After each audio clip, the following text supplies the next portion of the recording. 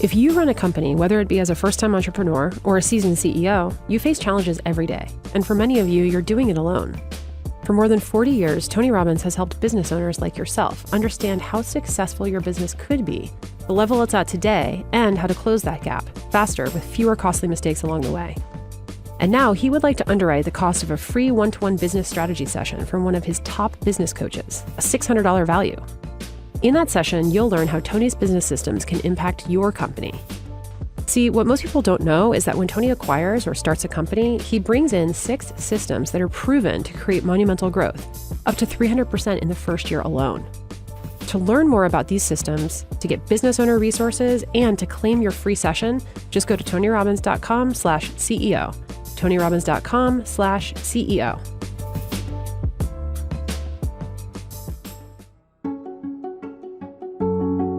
Welcome to the first episode of the Masters of Business season of the Tony Robbins podcast. If you've eaten out in New York City over the past couple of decades, chances are a restaurateur named Danny Meyer has had an impact on how your meal went. As founder and CEO of Union Square Hospitality Group, Danny Meyer has grown his empire to include some of New York's most beloved and acclaimed restaurants and cafes, including Gramercy Tavern, The Modern, and Blue Smoke. Together, Danny's restaurants and team have won an unprecedented 28 James Beard Awards, the food industry's highest honor. But it's not just great food that sets Danny's restaurants apart from the rest. It's what people experience and feel when they're eating there. In fact, Danny Meyer's story is a remarkable testament to the sheer power of hospitality. Hospitality is something that can make or break any business, regardless of industry. And it's not just how you treat your customers or clients. According to Danny, hospitality all begins with how you treat your employees, an unconventional wisdom considering the put the client first mentality that most businesses understandably adopt. In this episode, we explore the unique and celebrated culture of hospitality that Danny has created.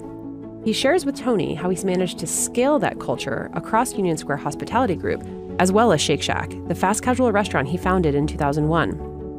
With Danny at the helm, what started as a single hot dog cart in Madison Square Garden is now a publicly traded company with $500 million in annual revenue, over 200 locations, and 6,000 employees. Listen closely because Danny also shares the 6 qualities he looks for when hiring employees, from bussers to executive chefs, and what he thinks it takes for entrepreneurs across all industries to succeed in business.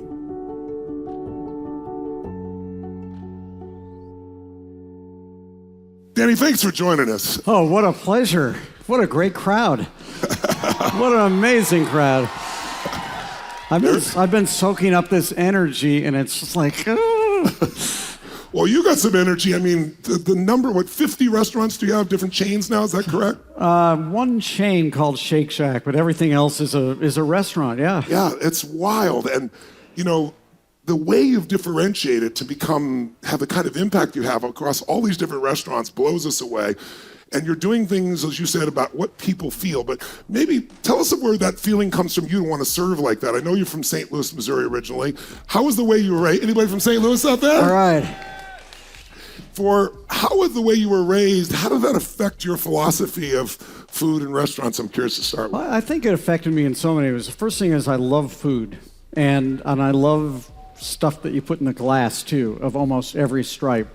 And growing up in St. Louis, honestly, during my era, the food was okay, but it was really the way the restaurants made you feel that made me love going out to restaurants. I love the fact that this restaurant, when I was a kid, I was a nobody. It's like, seat that kid under the cuckoo clock because he's always happy there. Yeah. Right? And this other restaurant, I always remember my dad's favorite dish and my mom's birthday. And that stuff really stuck with me. And then when I moved to New York, when I was in my early 20s, the food was amazing in New York, but they treated you really poorly. And it was kind of like this era right after the Red Velvet Rope nightclub era, where the most popular restaurants were the ones that treated you the worst. And I didn't understand that. And I kind of just said, why not bring what I loved from growing up back home? Yeah. Whoever wrote the rule that great food isn't going to taste better just because you're being treated nicely? Yes. What was the first breakthrough for you? You started 27 years old, so you started kind of with this philosophy. I know I read somewhere you said people are wearing a t-shirt that says, show me I'm important. I'm paraphrasing, but tell me about philosophy and how it went into your first restaurant before it expanded. Well before I got into the restaurant business, when I was 20, when my dad had a travel business where he was selling group tours throughout Europe. And my brother, sister, and I, when we each turned 20, got to pick a country. I picked Rome, which is a country. Actually, I picked. And I was the guy that would go pick up a cranky group of Americans at the Rome airport at 8 in the morning. They hadn't slept all night. Put them on the bus, get on the microphone and say, you're not allowed to drink this water. Be careful about not getting your pocket picked, etc.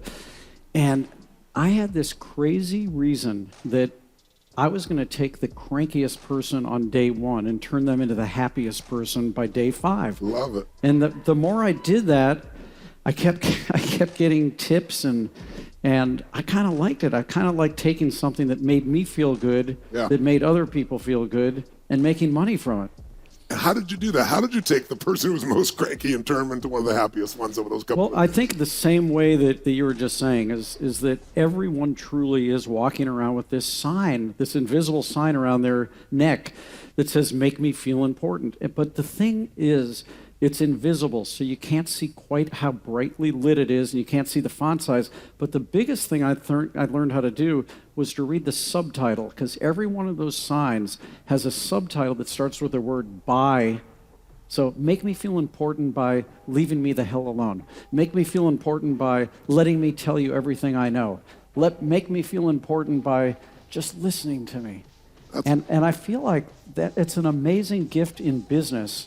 Yes. To be able to understand that we've got this expression, the golden rule. I used to think that's what I did, do unto others as you would have others do unto you. But I think in all these years I've learned that there is a golden rule of hospitality, which is do unto others as you believe they would want done unto them. Yes. And you've got to be able to read their sign, because not everybody wants it the same way.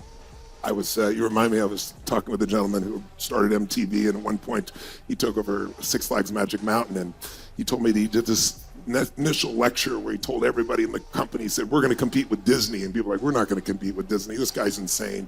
And he said, but Disney has a rule.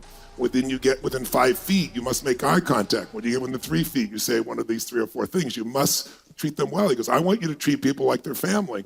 And he said one day he was out, and this woman had a young child, 4 or 5 years old, and he took his ice cream and slammed it on the concrete and threw it everywhere, splattered everywhere. And the janitor came over and started screaming at the kid and the mother. And he immediately stepped in, separated them out. I was trying to figure what the hell they're doing. He turned him and said, I thought we said we were